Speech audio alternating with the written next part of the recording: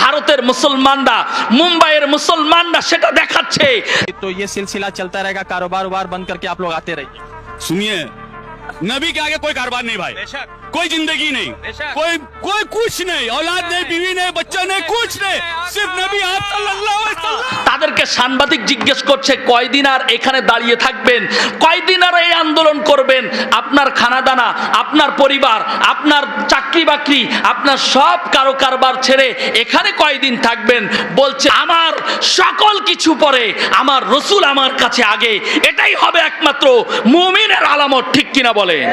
সারা বিশ্বের কাছে আজকে মুম্বাইয়ের মুসলমানরা দেখিয়ে দিয়েছে, ওই মুম্বাইয়ের ওই কুলাঙ্গার মহারাজ নামের সেই হিন্দু পণ্ডিত, সে যখন আমার রসুলকে নিয়ে ব্যঙ্গ করেছে, আমার রসুলের শানের খেলাফ কথা বলেছে, সাথে সাথে ওই হিন্দুস্তানের মধ্যে মুসলমানরা নেমে গিয়েছে।